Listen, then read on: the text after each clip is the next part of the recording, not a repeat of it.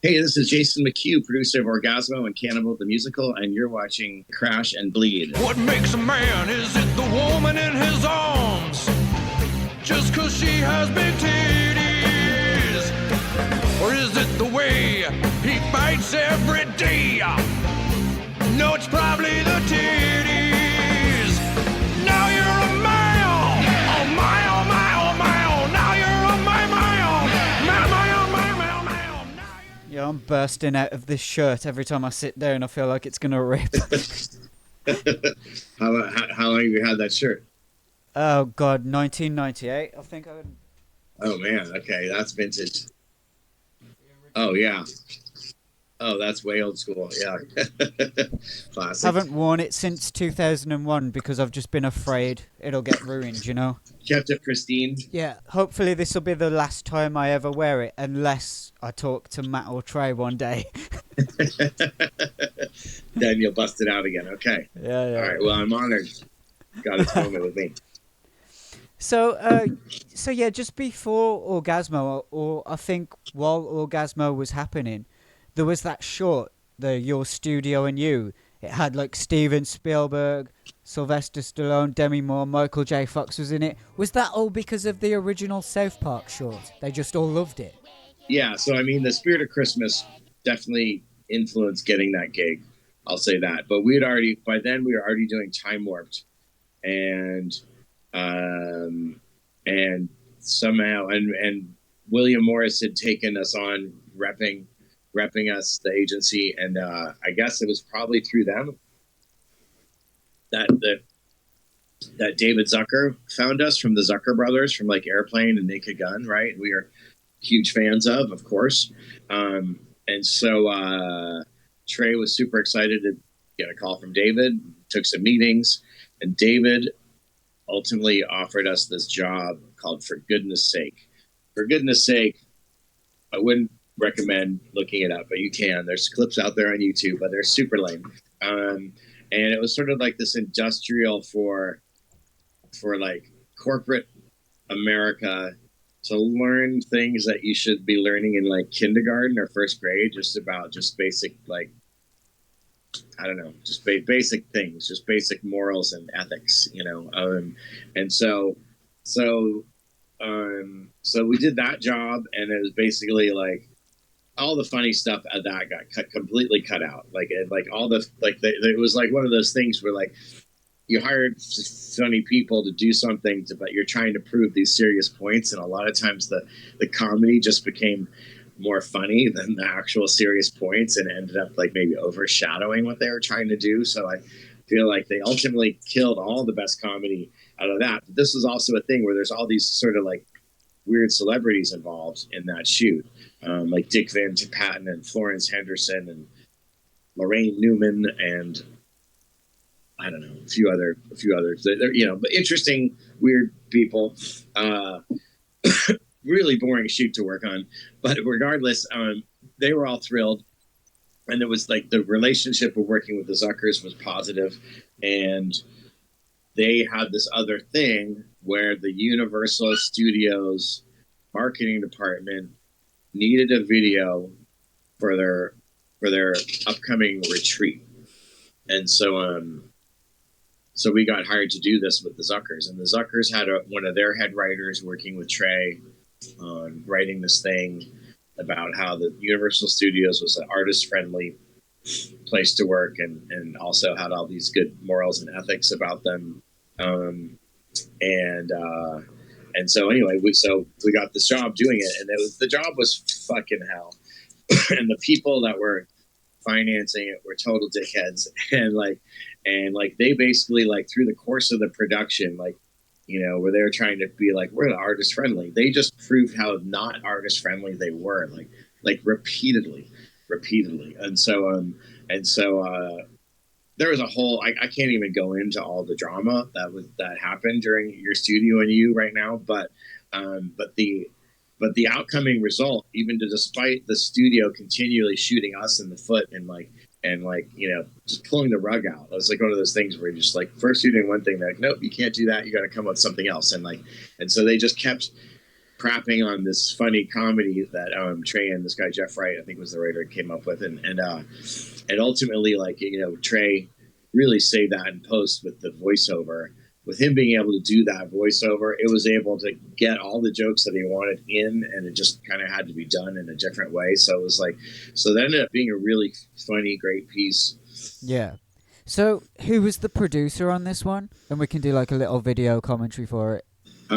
So this was produced by Universal Studios. I don't know who the official producer was, but we were hired by the Zucker brothers. David Zucker was the main guy, sort of like leading the production, and he was hired by the Universal Studios marketing department. This was actually, it was a video for marketing executives, and it was supposed to be watched during a retreat that they were going to have a few weeks after this production was done. Okay, see, I didn't know the Zuckers hired you guys for this. That kind of explains the connection with like basketball that happened a little bit later. But yeah, so what are we looking at here? Yeah, so this is Universal Studios you're seeing here. You know, this is like the tram tour they take you on. I think I'm in the back of that tram, actually. But this is the tram tour they take you on if you visit Universal Studios. And, of course, we thought it'd be funny to have Steven Spielberg giving the commentary on his own crappy shark as it cruises by. So very surreal moment. Oh, there's Jeffrey Katzenberg. He's maybe credited as one of the producers on this, and maybe he is the producer on it. But obviously, you know, we had Hollywood elite at our fingertips as talent. We hadn't even when this was being shot, we'd officially been living in LA for about 3 months. You know, we got from couch surfing, and then we'd seen then we had Trey got the directing gig for this other Zucker project, another industrial. So we knew we were going to be able to pay our first few months of rent, and so that made it safe for us to come. Oh, here's the lovely Tracy Lords. Tracy Lords, most famous for her work in adult. We originally wanted Tracy to be the lead in Orgazmo. We wanted her to play the Mormon. So it was written for Tracy Lords to play the innocent Mormon. Look at, she looks like she could be an innocent Mormon. But at that point in her career, she was trying to distance herself from everything adult. And so she ultimately turned us down, and we ended up getting a girl who'd been doing a bunch of Disney commercials to play the innocent character of Lisa. So, how big of a deal was she in the adult world? Like, was she huge? Oh, yeah. Tracy Lords was like one of the number one adult stars. You should look her up. And she was controversial because there was maybe some movies that had maybe been done before she was of age. And so she was a very controversial figure, but also very famous and beautiful and a good actress, too. So we were actually wanted to work with her. But again, the reason she turned it down was completely understandable for where she was at in her career. So, yeah. So, for anyone watching that doesn't really understand what short films are all about, like, what would you say the significance of a short is? Because I would imagine they work in a similar way to headshots. Yeah. You know, like when actors send off pictures of themselves to agencies so they can get an idea of that person's different looks, you know, in different outfits and stuff. I imagine that works the same way with short films. If you're a director, producer, or editor, you can always, you know, show someone this short film that you've made and they can get an idea of, you know, how talented you are at this. Oh, yeah. Like a short film for a young director is really the perfect calling card. You know, it's like if you can nail something and make something either funny or scary, anything that can evoke a feeling in less than 3 to 5 minutes, and that shows that you know how to use the language of cinema, you know, and so executives respond to great shorts. They see you can direct, you know, and that's huge, you know. So it builds trust amongst people who are going to finance you to do longer, bigger jobs. Yeah. So were you guys starstruck by any of these people? Yes. I mean, yes, we're definitely starstruck by them, but you're also working. And so you're starstruck by them, but you have a limited amount of time and there's a schedule. And so, so yeah, while you're momentarily starstruck, but then there's all these things to do. So you just kind of plow through that and all of a sudden you're working, you know? So it's it's surreal. It's surreal to see Steven Spielberg telling David Zucker what Trey Parker should be doing to direct. It was like 3 directors. It was like this, like Ouroboros tale of directors eating itself. And young Trey there he did well to take direction from 2 Hollywood powerhouses like that. But yeah, so completely Star Trek. I mean, look, here's James Cameron digging a ditch. But that was the other thing too. It's like Hollywood greatness. People were crushing it, and then here, Sean Cassidy mowing the lawn. So it's just like, so you're maybe starstruck, but then you have these actors who are here for like 10 minutes or an hour at the most, ready to do stuff because they have to. And they all had a pretty good attitude about it, but it was super weird, especially having just arrived to LA, so. Well, what was the response like to this short? Like, did it air anywhere, if it aired at all?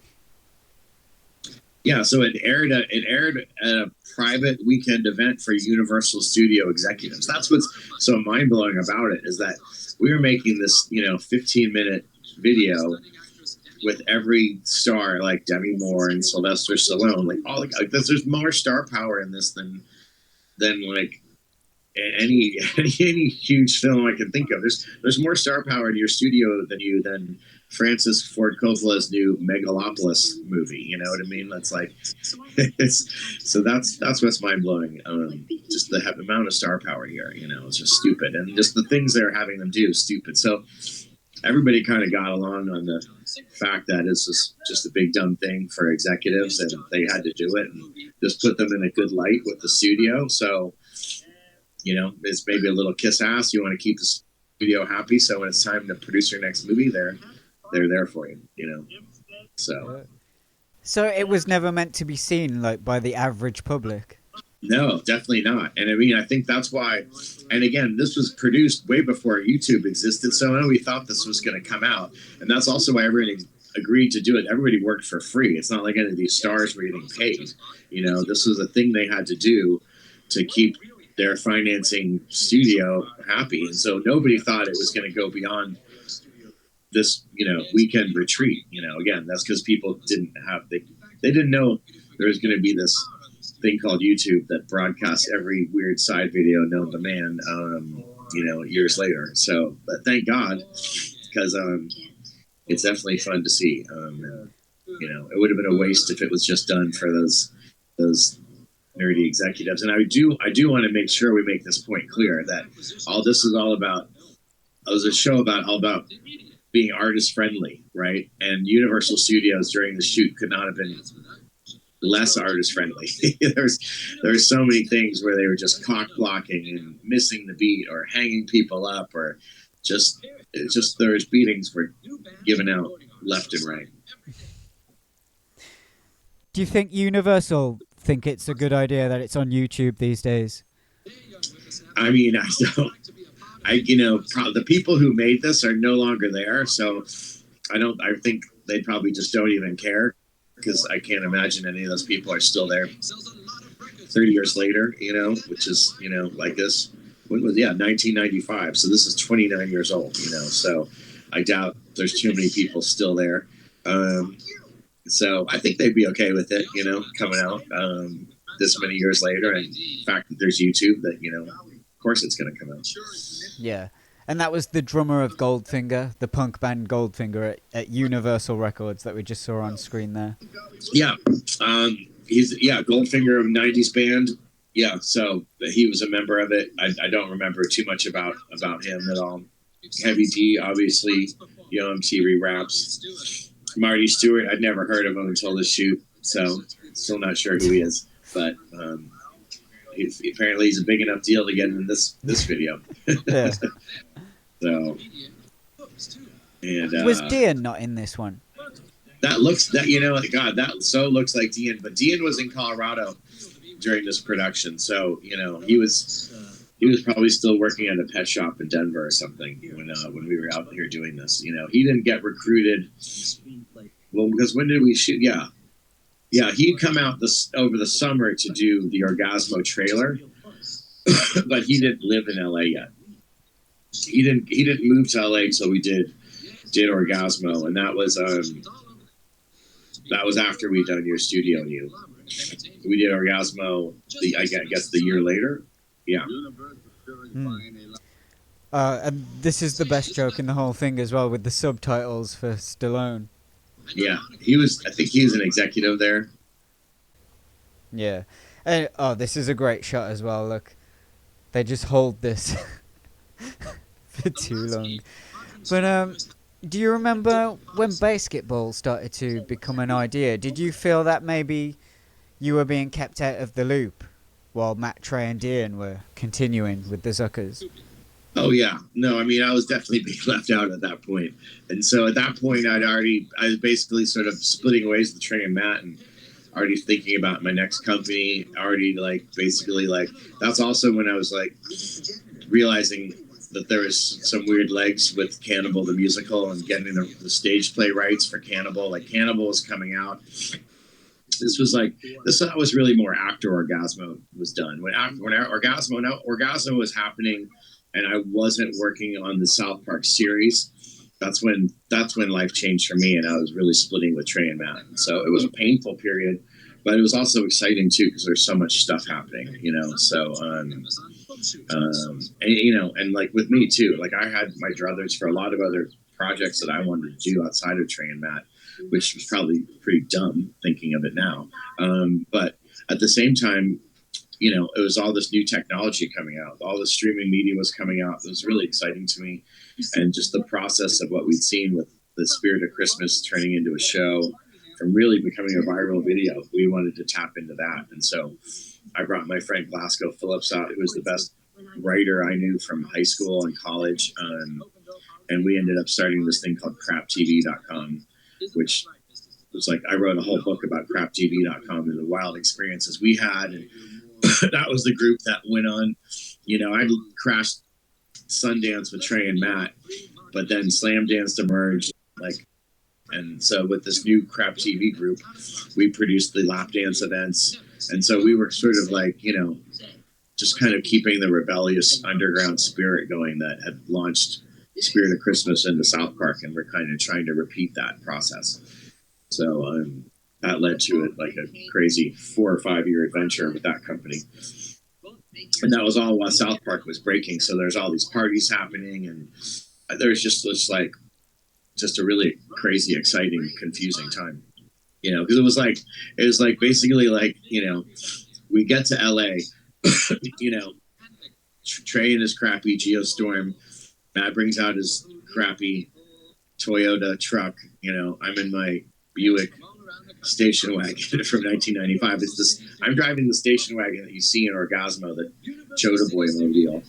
And that's where we're at. And then, not too much longer after that, Trey and Matt are on billboards all over town, for basketball. That's when that was a moment for me where I'm just whoa. When all of a sudden I'm cruising around and I'm like, that's fucking Trey and Matt on a fucking billboard with Dian, and it's just that was a definitely surreal time. Yeah. And that was the big hair period as well for Matt and Trey. Yeah. Was that a joke, or were they being deadly serious with that? Yeah.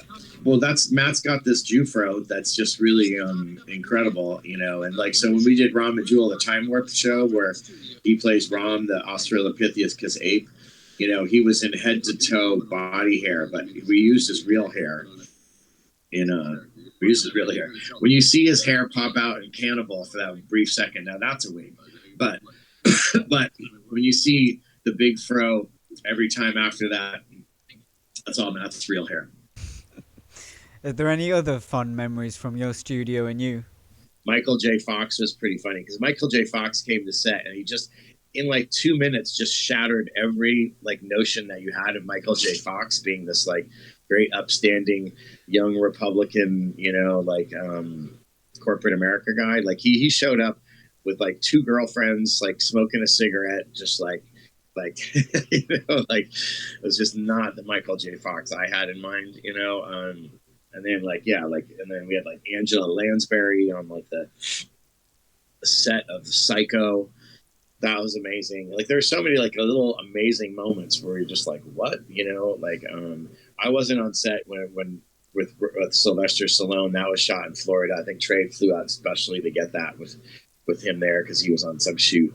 But everybody else was there. Like, you know, I was like sitting on the Jurassic Park ride taking pictures of Trey with Steven Spielberg on the Jurassic Park ride, you know, and then it's like, it was just such a proof of talent for Trey to be just directing under pressure, because like literally like he had on the day we had Steven Spielberg there, he's got David Zucker and Steven Spielberg, like two like the all-time top directors, like directing him sort of how to direct. Like he was like Spielberg was the actor, but like he can't help himself, you know. So they're all like kind of giving pointers, you know. And so that was just like there's some really truly surreal moments there of working with such high level talent when we had just moved into town. Like we were like that was like sort of like right after we had moved to LA officially, after we finished Couchsurfing, we bought this, or you know, we rented this bachelor pad in Playa del Rey. And then as soon as we'd kind of committed here, the jobs started lining up. And I think the thing with For Goodness Sake was that was the thing that kind of we moved there and we knew we had a job, so we would be able to pay rent. So I think that was sort of like the key. That was the key. Those two productions were sort of the key that made it safe for us to move to Hollywood. It's just the three of you. I heard Dian was there as well. Was he not there? No, just the three of us. I mean, so like basically, I mean, Dian we had to recruit, and trust me, like I spent many hours on the phone recruiting Dian. You know, because it's like he's the most talented actor of our group by hands down. You know, he is. I've always thought he might be like winning an Oscar one day for some supporting actor role or something.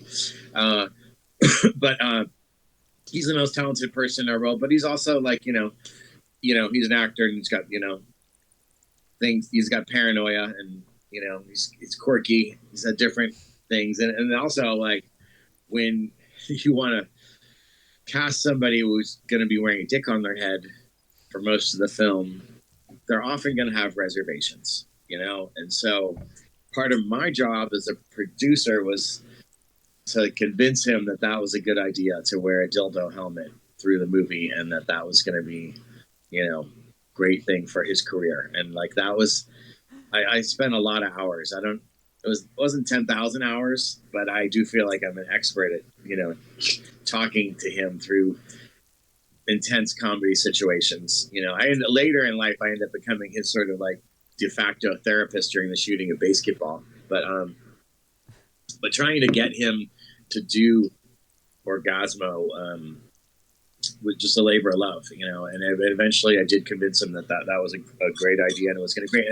And when we got on set and as soon as he started doing the part, he was amazing at it. No one else could have done it, really. And then he started having fun and realized, you know that was wearing that costume was going to get him some fun attention, you know, and it wasn't going to be just a bad thing, and it wasn't us just trying to like play a big joke on him, you know, because that's what it felt like to him, was just that we were just trying to make fun of him and play a big prank on him. And like there was a lot of pranksterdom amongst all of us, you know, but like that, you know, that was genuine. We just believed that he was the best actor, and like that was the chemistry between him and Trey. We felt was just, you know, just that's what the whole movie was about, really. Like if we couldn't cast Dian as Chota Boy, I don't even know if it would have been worth making that movie. Almost, you know, like on some levels, because we'd even in the past, like, you know, Trey again, he's like really great at writing a part specifically for somebody, and like in Cannibal, the part of the Indian chief was written for Maki-san, who's a sushi restaurant owner and manager in Boulder, and this like larger than life character, and Maki said no to doing the part originally. We actually shot a scene with this other guy as the Indian chief, and it wasn't funny, and it just didn't really work. And so Trey was like, you know, like, let's go beg Maki, see if he'll do it. And eventually, after multiple begging, he finally agreed to do the part, and was amazing. So we couldn't have done Cannibal without Maki as the Indian, or we had to rewrite that part completely. And I don't think we could have done Orgazmo without Dian as Chota Boy. Yeah. Do you remember where you saw the script for the first time? Well, this is one of those things where it's just like when we were like couch surfing through Hollywood, and have a lot of ample time on our hands, and we're driving from one place to another. That's when it just started riffing. And it's just like originally, it was Trey's idea was this to have this sex superhero. He'd come up with the sex superhero Orgazmo, and we all like and Trey, Matt, and I were all like really like the idea of like we're gonna come to Hollywood with this like fucked up Cannibal the Musical movie, but at the very least we're gonna pitch something even more fucked up as the next follow up. And then Orgazmo, like for a minute, was being considered a musical too, but since we had such a hard time selling Cannibal, we decided we decided it was a bad idea to make it a musical because we would never be able to sell it. So instead, let's make it, let's just stick to the Kung Fu and make it a, Kung Fu superhero style thing and not be a musical. I mean, it'd be interesting to see it as a musical now. Don't know how that would have gone, but we were also like experiencing Hollywood for the first time. While we're couch surfing in Los Angeles, we were looking for different production assistant jobs. So I worked on a lot of music videos. I worked on like the Beastie Boys Sabotage music video directed by Spike Jonze. We basically got to play cops and robbers around Los Angeles for 3 days, and it was the most fun that I've had, I think, on any production. And I was a huge Beastie Boys fan, so when I got there and I got to pop in the cassette of the song Sabotage and hear it for the first time in that production van, I'll never forget it. And I was hearing it before anyone was hearing it, and I was like, fuck, this song's amazing. I can't believe we're working on this. And then I had no idea what we were going to be doing. And then this guy rolls up on a skateboard wearing a white t-shirt. I was like, is that another production assistant? No, that's Spike Jonze, and he's the director, and let's go play cops and robbers for 3 days. It was super fun. So you just dropped that bum on me as well, Spike Jonze. I had no idea that he was involved. Yeah, he directed that video. His music videos are amazing. And I didn't know who he was at the time. I mean, he was still kind of coming up. He hadn't done any of his big features yet. So, but he was a hot director at the time and doing amazing videos. And that one, I think, is probably the best. But I got connected by one of the MTV producers to this other group of British producers. She was Sarah West, the MTV producer, is British. She had these guys who worked for Channel 4 UK on this show called The Good Sex Guide, and they needed a van driver production assistant. And so I threw my hat in the ring for that. It was like a 3-week job. And while we're, doing meetings with the agents and pitching, and just getting the Hollywood vibe, that's where Orgazmo was built. We're like those Mormons almost, we're those innocent Mormons coming to evil Hollywood and being exploited. And then the other part of it too was then on the Good Sex Guide, I met this guy named Farrell Tim Lake who was doing amateur porn in San Diego.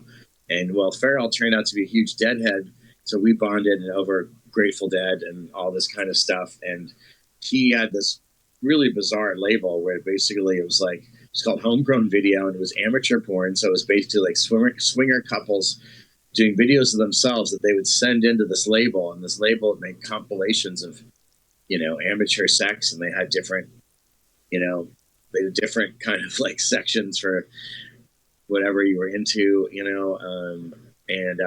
anyway, he was this quirky, weird guy, but he himself had also been he was acting in movies as well. So he was like a porn star, but he had his own company, and it turned out he knew everybody in the adult industry, but he was this kind of like stoner freak that was very lovable, and just kind of like he kind of brought he brought this sort of mirthfulness to it that made it fun, and he basically was sort of like our concierge into the adult film world. And so he got us on sets. We started doing our own shoots that where he was directing, that we were like crewing on, and basically like we participated in the adult industry to understand it, and like that's where a lot of the jokes came up. So there's this one weird crew member guy I remember, sort of like he was definitely like inspirational for like the Chota Boy character. and then you're just meeting like, you know, Ron Jeremy and Jenna Fine and, you know, whatever porn stars of the day, and they were just, you know, crazy characters as well. So just like there was just like so much of it that like it didn't, you know, that didn't write itself, but just by the influence of that, and actually a lot of just like the real situations that happened, you know, would then get translated into the script, you know. So, since Trey was already working on the script, how excited was he that you'd done this Good Sex Guide thing? That seems like a pretty good coincidence. So yeah, so when I was working on the Good Sex Guide, we just shot Time Warped, you know, on the with the Lost Musicals of Trey Parker, and so I was showing Farrell Time Warped, and he was just enamored. He thought it was the coolest thing, and so and yeah, and meanwhile, like Matt and I were developing the Script of Orgazmo with Trey. So when I met Farrell, I was like, oh my god, this is the guy we need, because we had all these ideas, but we didn't have any experience. And again, a lot of comedy you see on South Park, everything's based on sort of some slice of reality. When it gets to the screen, it has nothing to do with reality, but there is something in real life that sort of beckoned it on. And that's really what Farrell brought to the table for us, was being able to bring us to porn sets or set up a porn set, even in our apartment, you know, which we did multiple times. And then just walking through those steps and seeing what happened. And there's funny shit happening all the time. So, and yeah, so that's how we got the material heated up. Like, you know, like the band name, D.V.D.A, the joke, D.V.D.A. Okay. That came from an actual real experience. Like we met that lady smoking the cigarette, talking about how she just did D.V.D.A last week. And like, that's us. We're like the innocent Mormons, you know, just being like, what? Like how is that even possible?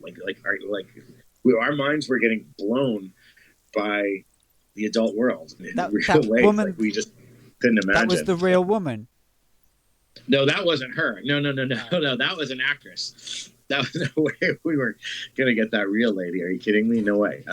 So no, that was an actress playing a part. But the experience we had, we went to this place. Farrell took us to this place in Van Nuys called World Talent Modeling, and it was basically like an agency and casting place for porn. And so there was these huge albums there that you'd flip through, and there's all these like naked Polaroids of people, you know, with their availability, and then some of them would have like the rate sheet and the things that they would do or into and stuff like that. And so if you were a porn director, producer, you go to this place, make a deal with these agents, and then they give you the book and you pick who you want, and they show up and they come and audition.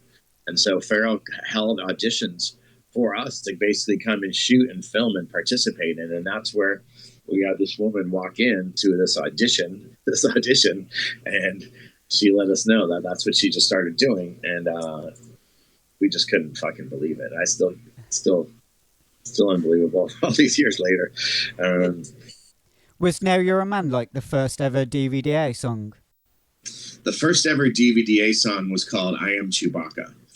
And I want to say that was recorded when we were doing the pilot of South Park, you know, and then and there was I Am Chewbacca, and there was another one, forget, but those were the first two songs. Now You're a Man didn't happen until you know, during or after the production of Orgazmo, and we needed a song, and Now You're a Man was written specifically to be the opening theme song for Orgazmo. So. Well, who was in that band? Because I get the feeling there was a lot of revolving band members. Can you talk a little bit about those guys? Sure. So the band members of D.V.D.A, you know, was like Trey, obviously the lead singer and keyboards, with Matt either playing drums or bass, and then Bruce from South Park, he's the music director for South Park, who is a ripping guitarist. He played with Cher. He toured with Cher before working on South Park, and he's like a ripping rock guitar player.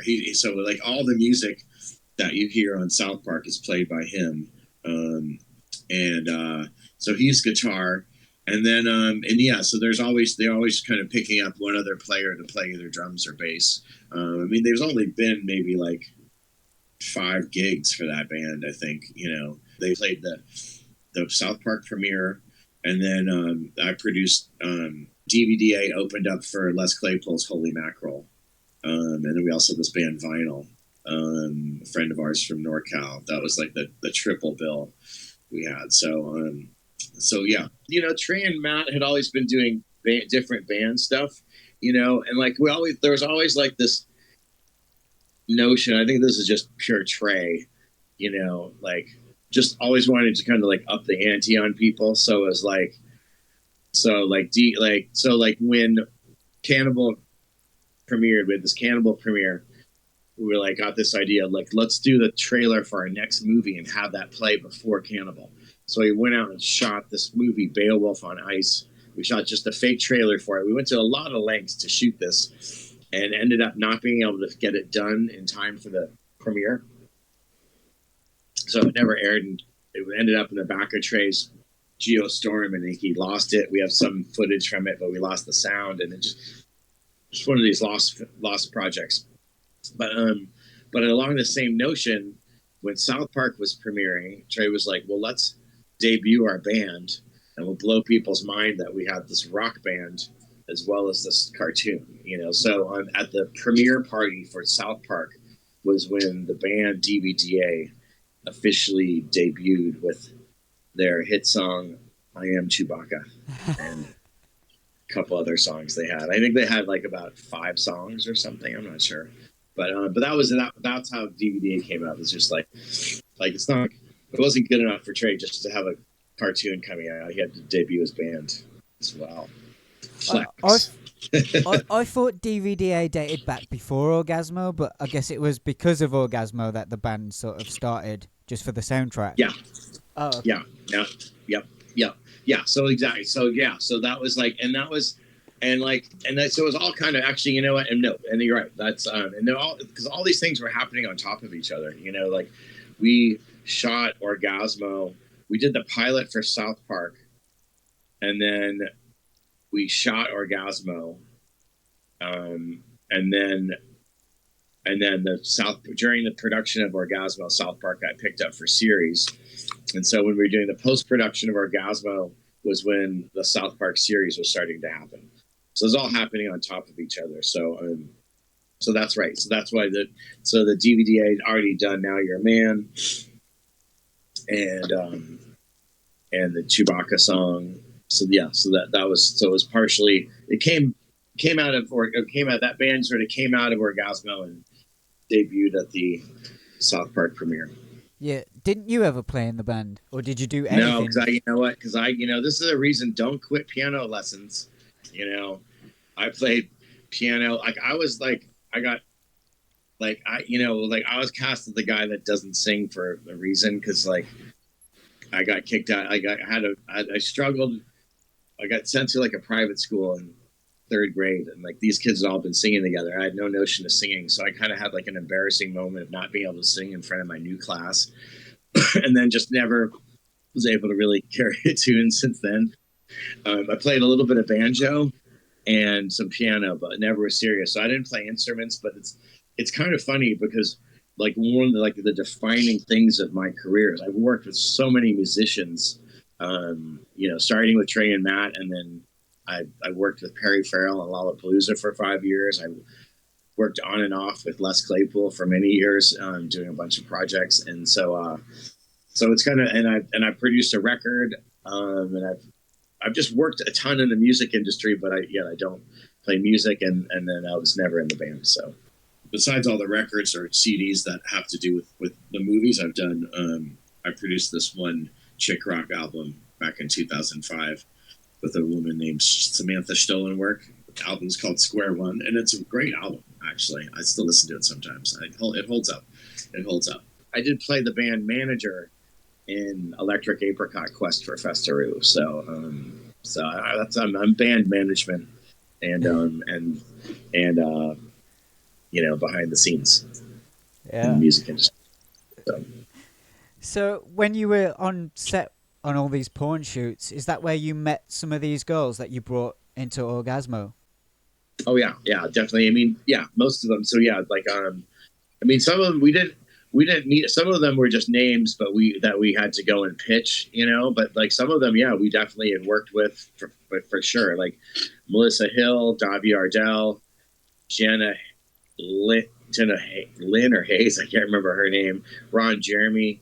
Those people were all in our original pilot because with Orgazmo we kind of did the same thing. Like we'd like so when the Spirit of Christmas cartoon got super hot, that's when we finally started getting more meetings for Orgazmo. And by then we finished the script, or Trade finished the script, but Matt and I had been workshopping it with him, and so we were shopping the script around and doing like traditional Hollywood meetings. This guy Charlie Wessler, who produced Dumb and Dumber, was opening up a bunch of doors for us, and we were getting great meetings with great people, but nobody was willing to like take the leap of faith with us. Until we met this woman, Fran Kazooie, who directed Buffy the Vampire Slayer, and she and her Japanese husband were releasing like Miramax films in Japan, so she was their finger on the pulse of indie film and comedy, and she got Orgazmo like right away. She was the perfect producer for it. So she's the one who ultimately financed it and got it off the ground for us. And we met everybody through the associate producer, Farrell Tim Lake. And he's in the movie. He's in Orgazmo. He plays the cameraman. He's the long-haired cameraman. That's Farrell. He's wearing glasses. He's got like a couple lines, you know, but he's in it. And like he's next to me. I'm playing the cameraman in Orgazmo.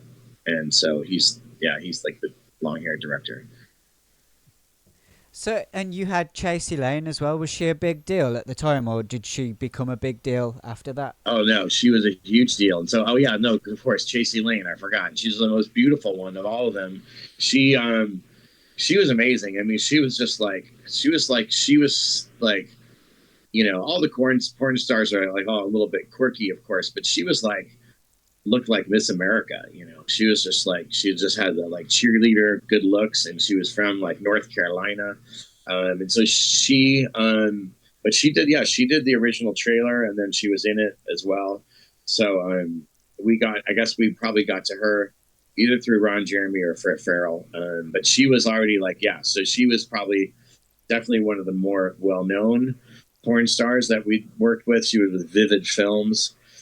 So she was definitely like the A-list porn star, you know. And she was interesting, you know. She was kind of soft-spoken, and she was, but again, very beautiful and but you know, had a classy air to her, you know. But then like we were getting all the porn stars and just everybody. We were looking for product placement and props and funny stuff.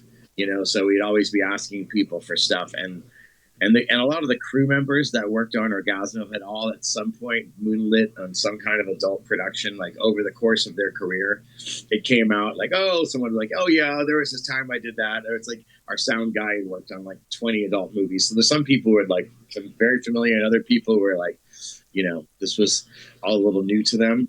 But the one thing that like nobody could get their brains around was when Chasey Lane showed up with her Realistics, which were her realistic, you know, basically sex toys that were a recreation plastic mold of her vagina.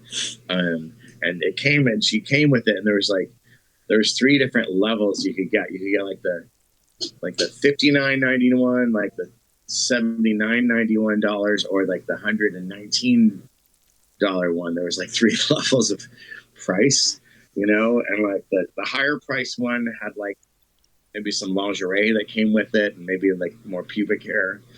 I can't remember what the differences were, but there were a couple guy crew members got to walk home with Chasey Lane Realistics. They were lucky guys. So that was funny. But yeah, so she was in our movie.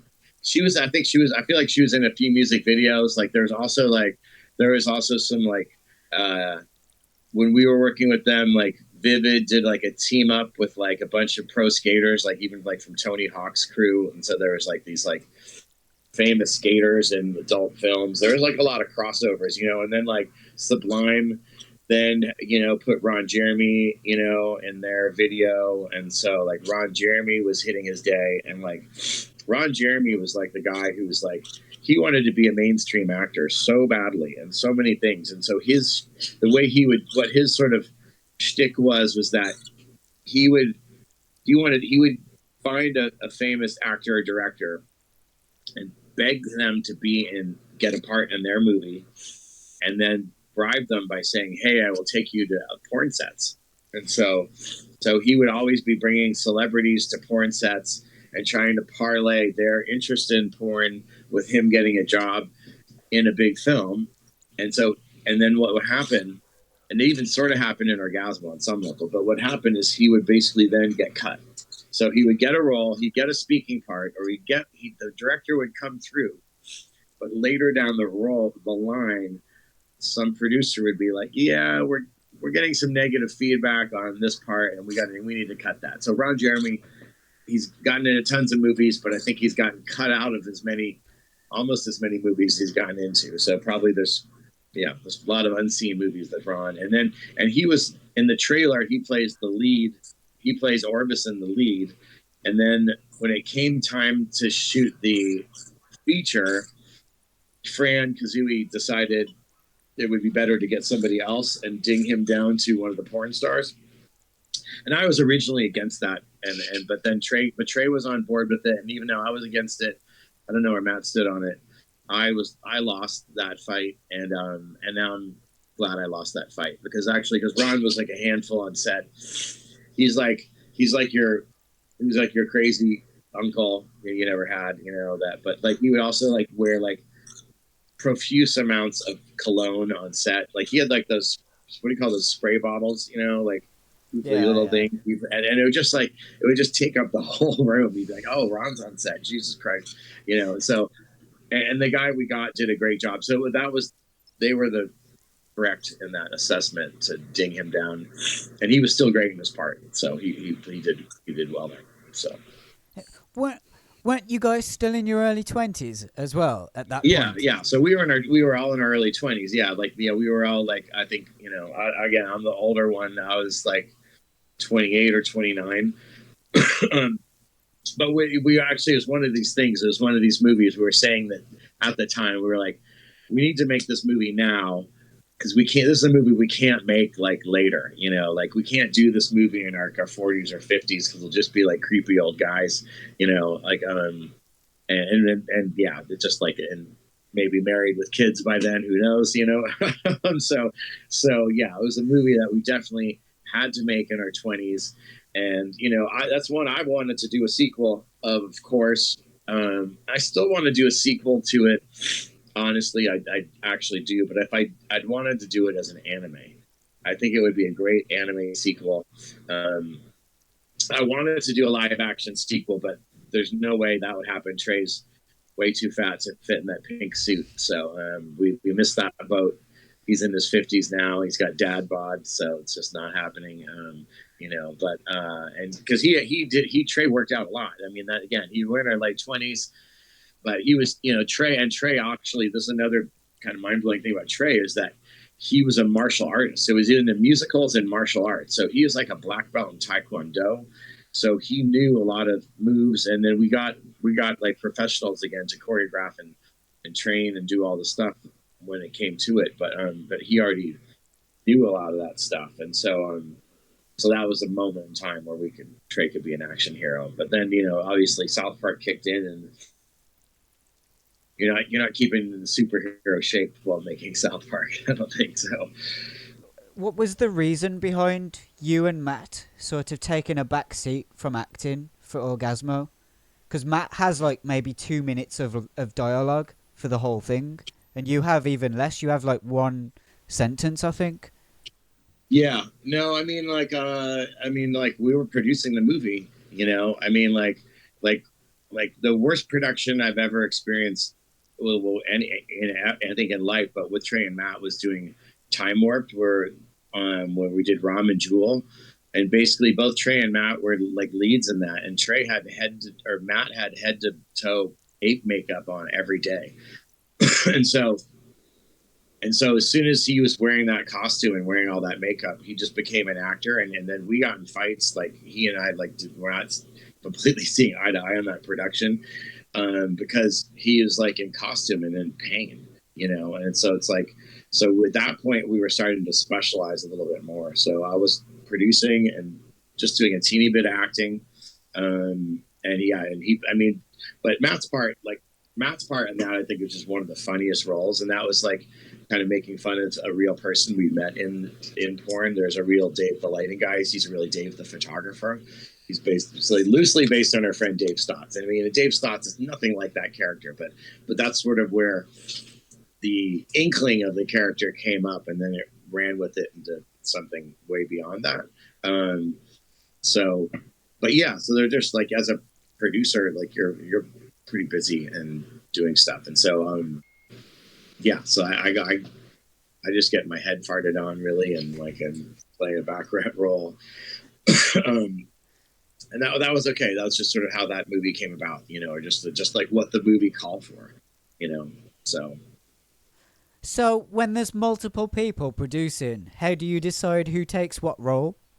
Yeah. So when you have multiple people producing, there could be some politics, there could be some overlapping, but ultimately there's, so many different aspects to producing, that, everybody sort of falls into place. With Cannibal, we definitely, butted heads. They're turned into being like two camps, like Matt and Trey and I, and then Ian Harden and Alex Kelly were the other two producers, and we butted heads along the way. It was almost in a way like that. Almost we were almost competing with each other in some ways to see who could produce better. It was almost like, which was good because then the film won. Because we were trying to outproduce each other.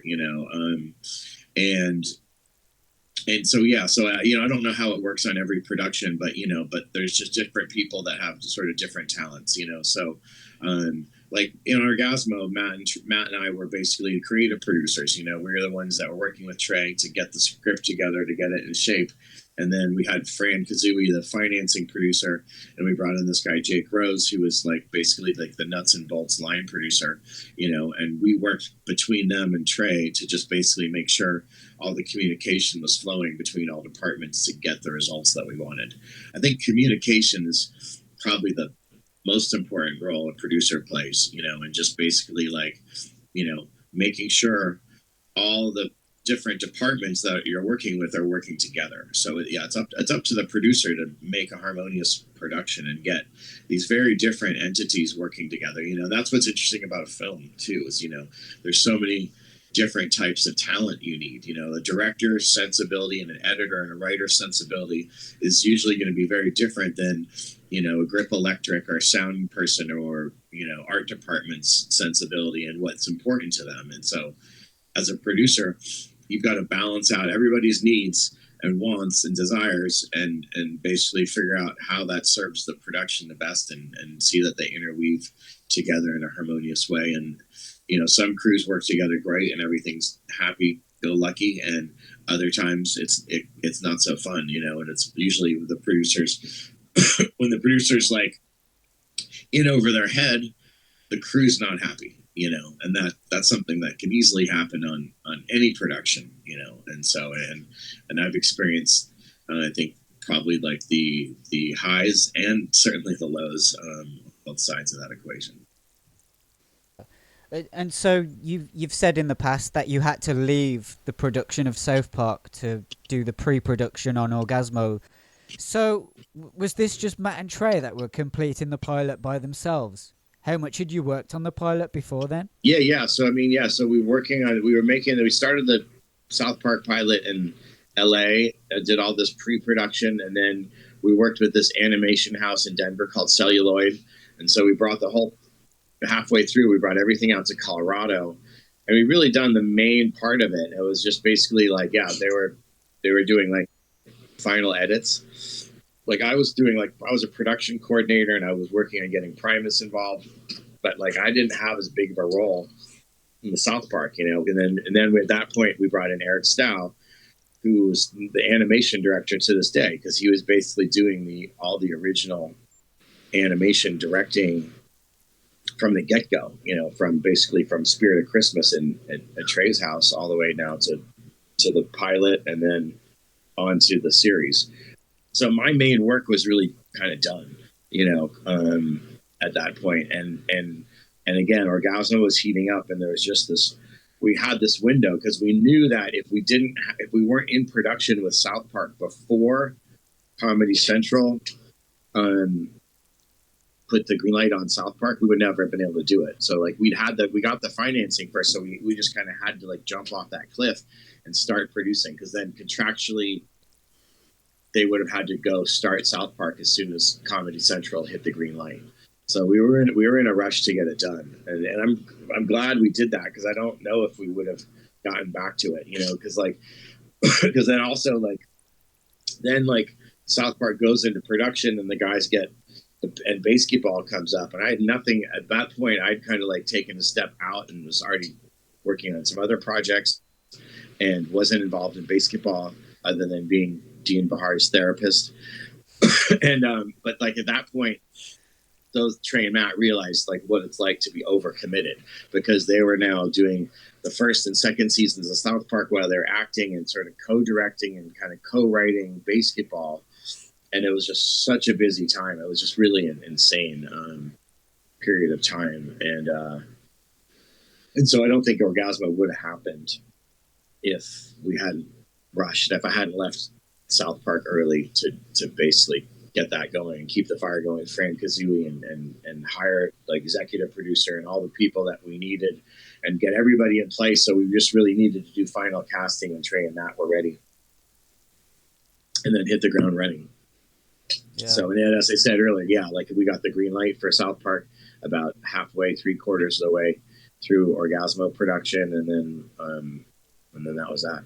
So it was a challenge to be finishing Orgazmo while South Park was happening. That was actually even more challenge the next year, where, like I'm the one guy I was the guy kind of finishing Orgazmo while those guys were already moving on to South Park. So it was like sort of I had to leave South Park early and never really got back on South Park later because I was busy doing Orgazmo.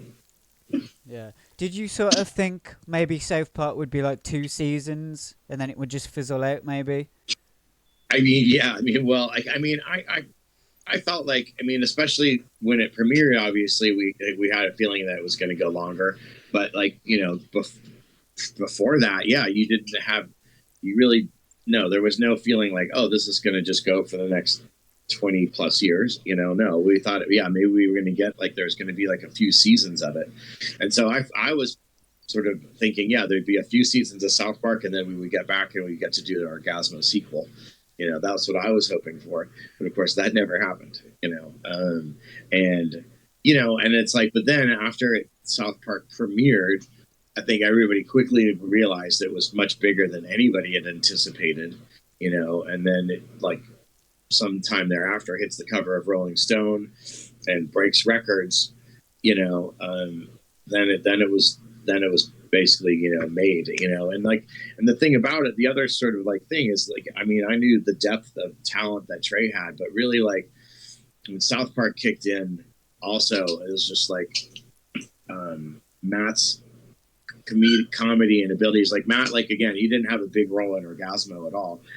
He didn't really have that big a role in Cannibal, so to speak. But basically the thing he had the role in the whole time was basically this ability to riff with Trey and kind of go back and forth on these jokes and beat these jokes to the ground until they were dead. And then as South Park emerged and the voice of South Park emerged, Kyle's the character that's delivering the moralistic point to the story, and he always has been doing that since the beginning. And so that's really like when you break down like the essence of like what makes South Park tick. It's that crazy comedy insanity piece that you get from Trey, and you see in the characters like Cartman, and Matt delivers this like worldly view. Like he is more opinionated on more things like in politics or just life in general than anybody you'll ever meet, you know. And so, and Trey's much more the boy in the bubble who's just like deeply, deeply musical, talented genius. And so, but I don't feel like Trey's got like this. His view of the world was really like in the show is really dictated by Matt, but he's got this. It just goes through the fucked up Trey machine and then comes out hilarious, you know. But it's like Matt's worldview and opinion and just ability to like kind of dissect the universe and that I think drives the point of view of the show, and that's what's been fun to just see as a friend and fan of the show, is just see how that's developed over the years, and in a lot of ways it's been like it's like been a diary, because like that show, I mean, now the show's coming out like only like 2-4 times a year and they're doing these bigger pieces, but back in the day when they're coming out with weekly shows, it really plays like a diary. So something that happened last week can end up in the show next week. And I feel like there's a lot of things, especially in the early 2000s, where like I was like, is my life a cartoon? Because, you know, direct experiences I had, I would then sort of see alluded to in the screen in multiple ways. So yeah. But do you think that Orgazmo got unfairly rated?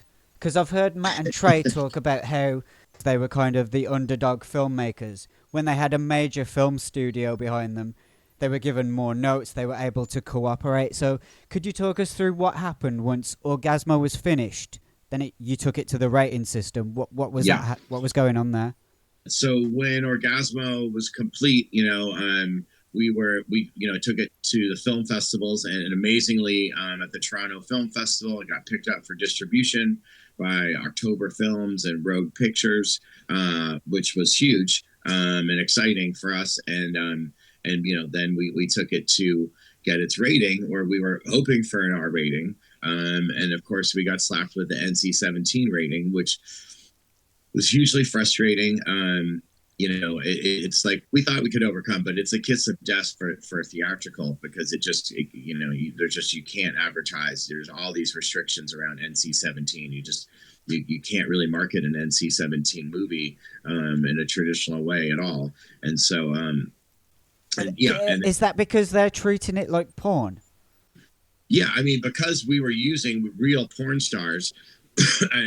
And sending up the porn industry, you know, it was definitely hitting extra buttons, you know. And so because of that, we wanted to make it as a wholesome a film as possible, you know. I mean, it's like, if you look at the story, it's actually like a wholesome story. The main character sort of stays true to his personal morals and perseveres and fights for good, like Birth of a Batman or a superhero kind of story.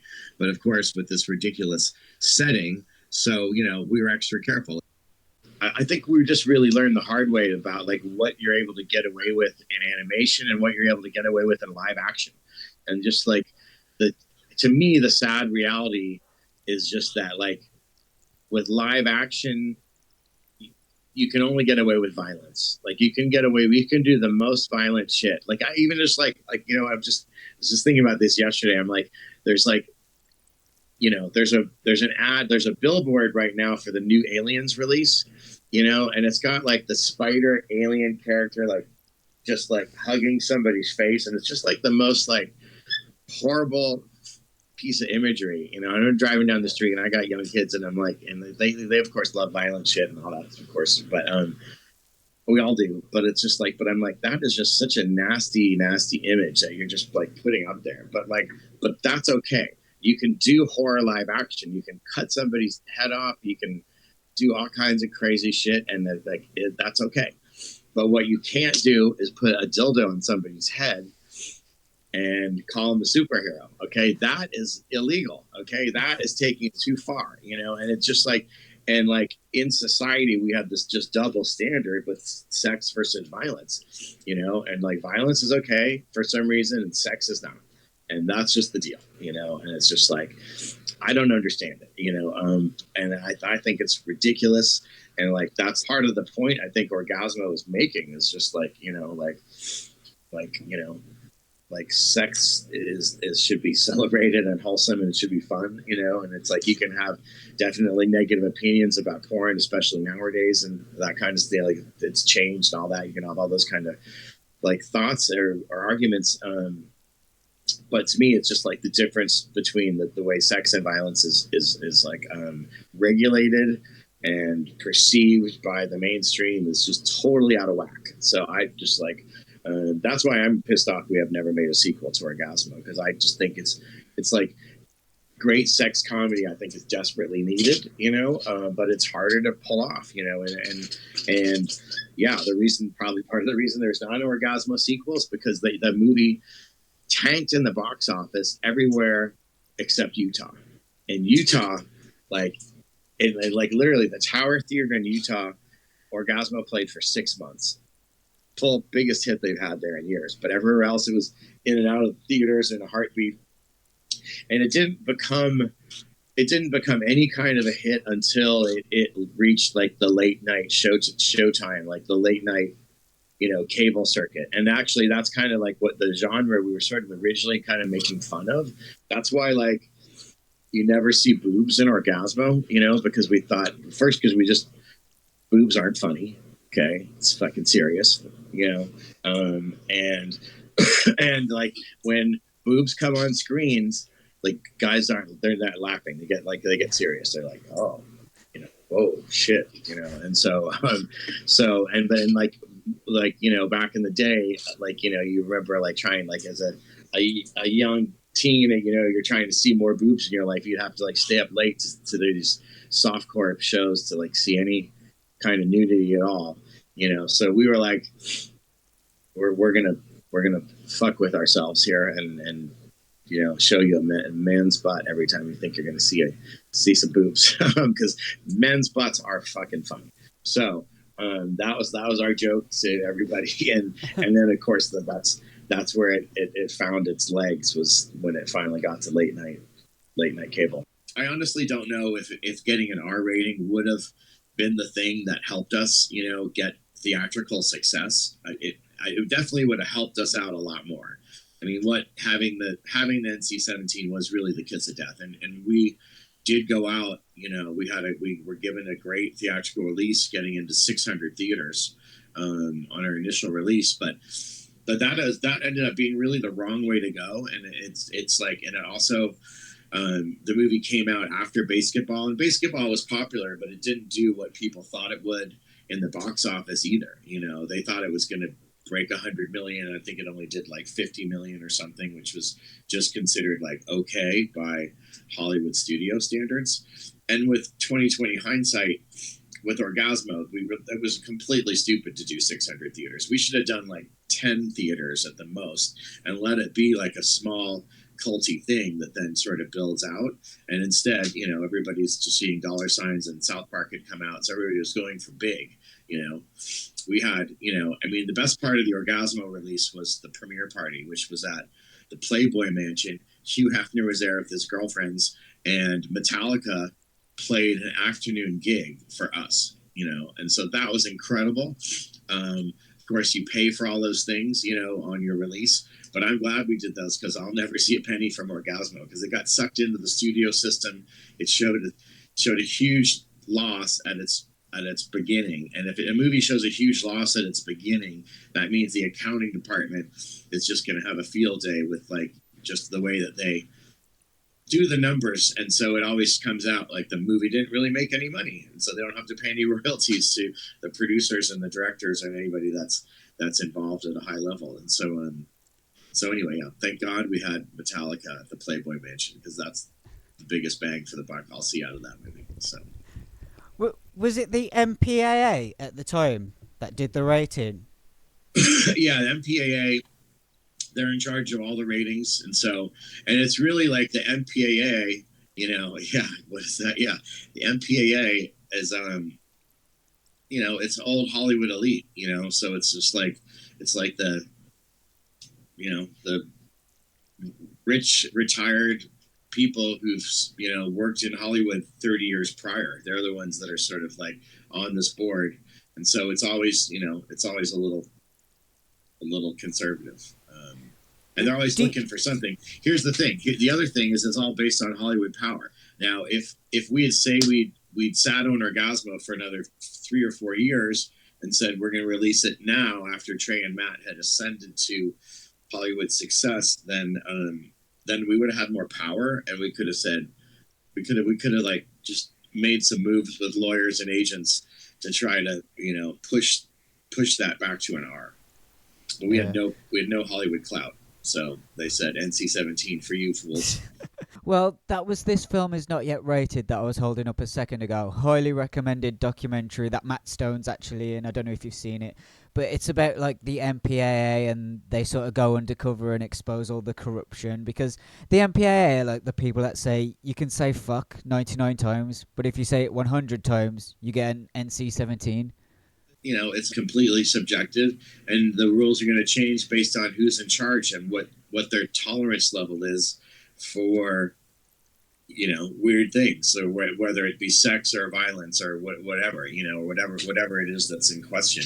So it's just like, it's just going to continue to change based on who's in charge. And yes, people are always trying to work it. If they get a bad rating and they have a chance to change that, yeah, they're going to change it, because a lot of money's on the line. People invest in these movies, and nothing's cheap. And so people are trying to get their money out, which is something really hard to do, especially with independent film. When we appealed the rating, we had producers that had a track record, like Fran Kazooie, our financing producer. She directed Buffy the Vampire Slayer. There's a series going. She had some Hollywood clout. She was also distributing indie movies to Japan.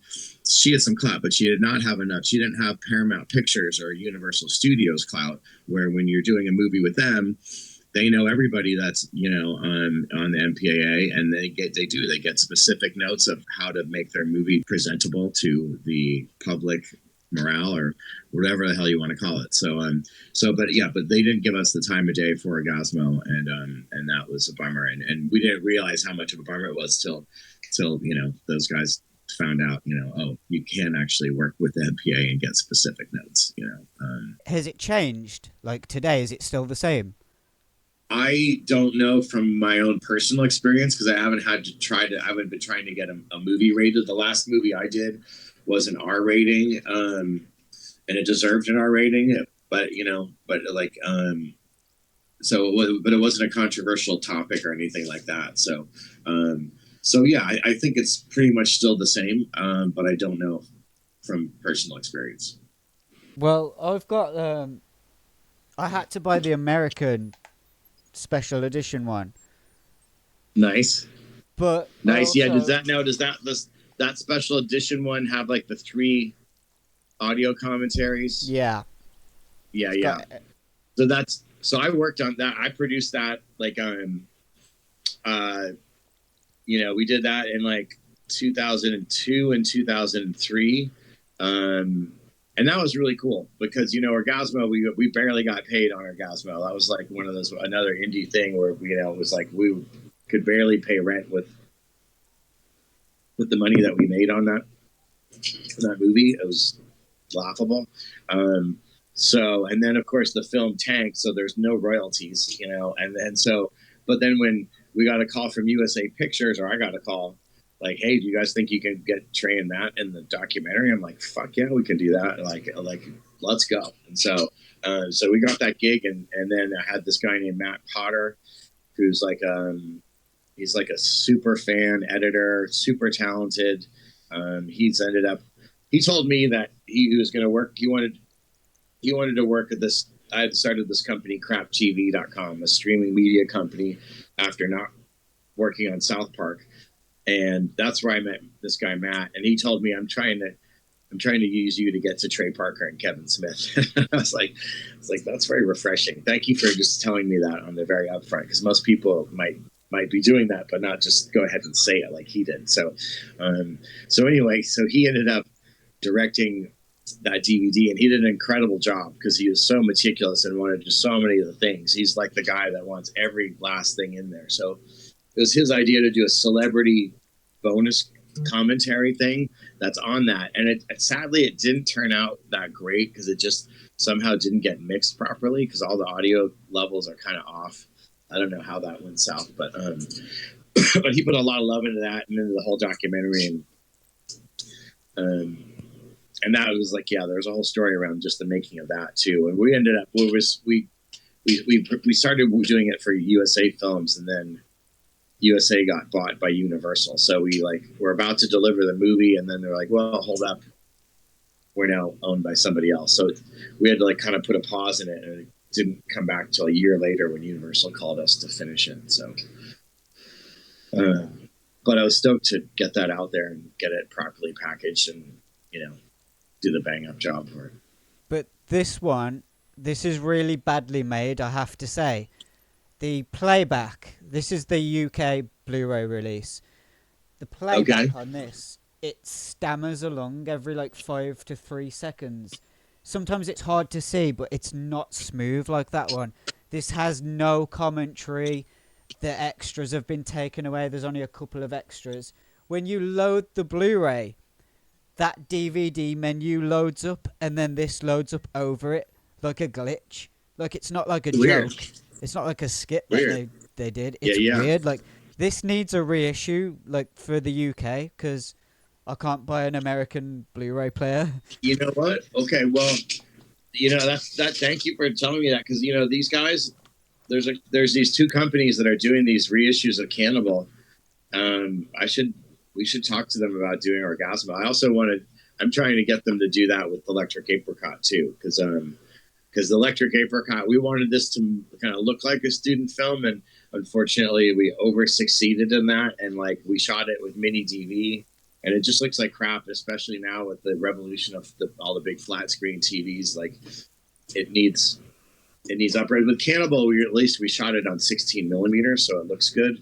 Oh yeah, well, these days it seems like you got your own business going. You're making skateboard decks, because this is originally a skateboard related channel. We used to make skateboard videos, put skate punk music in it, and now I'm just hearing. I have a whole stack of decks. You want me to show you some of them? Oh yeah. Okay. I just pulled a bunch of them. I got like a whole. So I have this company right now called Califari, and we've been doing basically like art related to cannabis. That's been our jumping point, and I've always been interested in merchandising. Like, I do done tons of merch around Cannibal, even Orgazmo back in the day, and so it's been a passion for me. And so so I have this printing guru that I work with, and he's basically like, I started the ability to do skate decks, and I'm an old school skater and love skating. And so we started making these skate decks and started taking our art and turning into skateboards. And so now, like, it's a kind of a part of our business is doing either designing skate decks and printing them for people, or taking other people's designs and just getting them printed and made. So, but here's some of the decks that we did. This is Do-Si-Do. This is by this artist, Jesse Hernandez. And our company has done like 65 different designs, and we work like a little bit like an advertising agency for marketing and design, and packaging, and also just original art creation. This one is Black Mamba. This is done by a German artist. There's a little bit of glare here, but this is Black Mamba, done by this German artist, Dana Ulama. You can see these decks. Here, this one's pretty rad. This one's not wrapped. This is OG Kush. Another one by artist Jesse Hernandez, Lowrider. And this one is another one. This one's called Emerald Triangle Reserve. It's by this artist, Matt Lunig. And then we got Tahoe OG. This is done by Canadian artist Simon Hayduck. This is badass. Let's see. Oh, another one by Matt. Here's Blueberry. And these are all like, 32-inch maple decks. And then we've also been doing them for South Park and Casa Bonita. So we designed a ski board, snowboard, skate deck, a whole line of apparel based on this Casa Bonita design. And so that was super fun. That came out last year. So we're like, design any kind of merchandise, but skate decks is like a sweet spot for us. And so it's been really fun just doing the skate. I'm like a retired skateboarder. You can see this is like my knee sleeve here. I have not been skating. I don't skate myself anymore, but I used to have a few moves. Man, I had no idea. Like, who were some of your favorite skaters from back then? I mean, like the whole Birdhouse crew, like with just led by Tony Hawk. Actually, when I had Crap TV, we did this movie called The Sound of One Hand Clapping. I think that might be on YouTube still. If you look at The Sound of One Hand Clapping, it's about a monk who's got special superpowers. It's like a little 3-minute short we shot on Super 8. Well, it won a skateboarding contest where we got to go and get it all. Because it was a skateboarding contest where they wanted skate videos that didn't have any skateboarding in it. And so this one won. We got to get a whole cart full of Birdhouse gear.